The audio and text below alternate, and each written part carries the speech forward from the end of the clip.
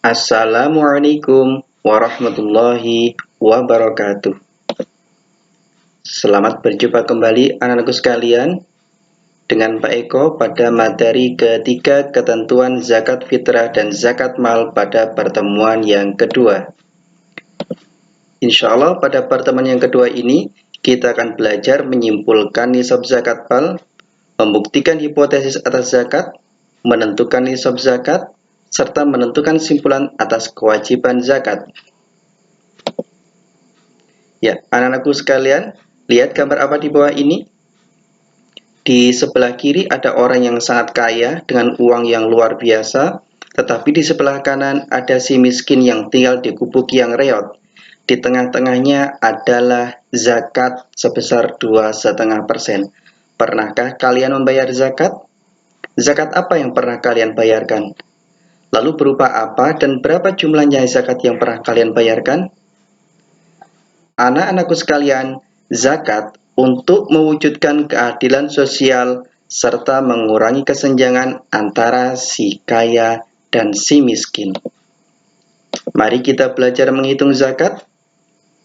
Sebelum kita menghitung zakat, anak-anak harus tahu dahulu jenis zakat apa berdasarkan penghasilan orang tua kalian. Jika mata pencaharian orang tua kalian adalah bertani, yang hasilnya adalah gabah, maka jenis zakatnya adalah pertanian.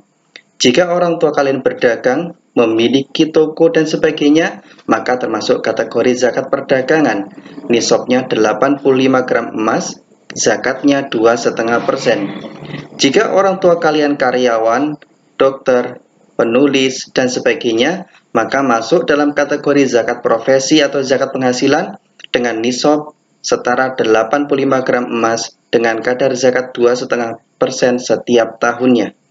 Tabel zakat ini ada di aplikasi SMP Negeri 27 bab 3 tentang zakat.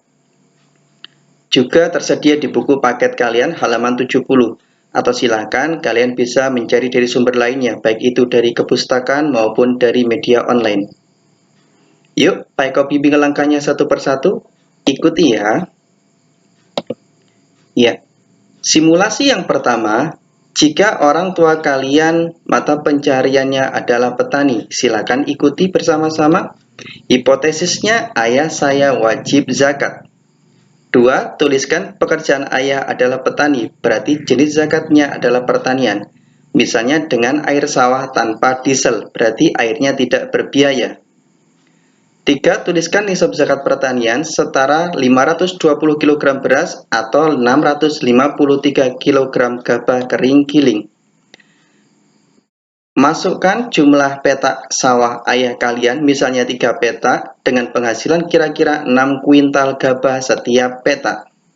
Maka penghasilan setiap panen padi ayah adalah 3 petak kali 600 kg setara 1.800 kg gabah. Total hasil panen 1.800 kg gabah lebih besar dari nisab 653 kg zakat pertanian. Kesimpulan pertama, ayah saya wajib zakat pertanian, berarti hipotesis atau dugaan terbukti. Lalu lihat tabel zakat yang tadi, halaman 70 dari buku paket atau pada aplikasi HP kalian. Berdasar tabel, maka zakat pertanian yang harus dibayar ayah saya adalah 10%. Karena padinya, sawahnya tanpa menggunakan biaya air yang digunakan untuk mengalirinya. Hitung zakat 10% kali 1.800 kg setara 180 kg. Kesimpulan kedua, jumlah zakat pertanian yang harus dikeluarkan ayah saya sebesar 180 kg setiap panen. Simulasi hitung zakat yang kedua, jika yang mencari nafkah ibu dan pekerjaan ibu adalah TKI, berarti termasuk jenis zakat profesi. Nisabnya setara 85 gram emas. Jika harga emas saat ini 1 juta per gram, maka nisabnya adalah setara 85 gram kalikan 1 juta, sama dengan 85 juta rupiah per tahun. Jika gaji ibu saya adalah 6 juta per bulan, silakan dimasukkan sesuai gaji ibu kalian.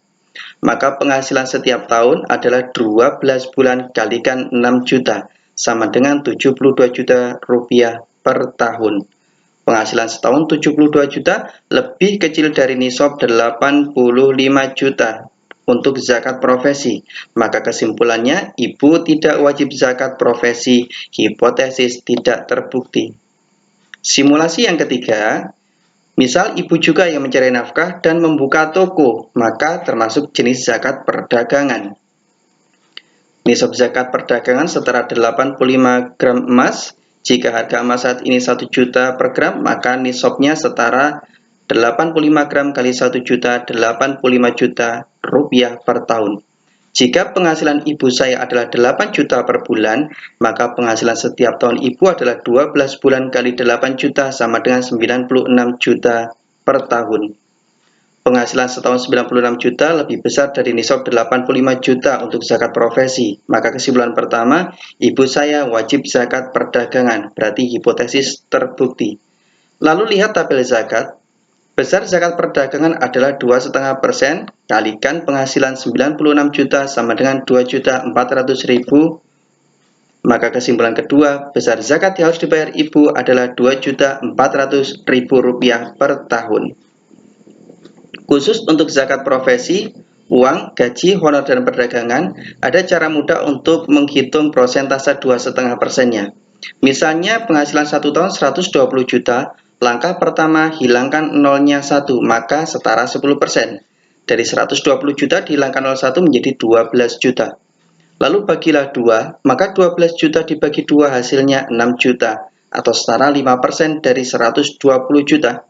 Terakhir, bagilah kembali 2, maka 6 juta dibagi 2 lagi hasilnya adalah 3 juta, berarti ini adalah 2,5% dari 120 juta rupiah. Jadi besar zakat harta yang wajib dibayarkan setahun oleh orang tua saya misalnya adalah 3 juta rupiah setahun. Mudah sekali bukan? Silakan pecahkan hipotesis dan praktik hitung zakat bersama kelompok kerja kalian. Silakan masuki kelompok kerja kalian. Pak Eko meminta kalian untuk saling belajar pada teman satu kelompok untuk menyelesaikan masalah zakat keluarga kalian masing-masing.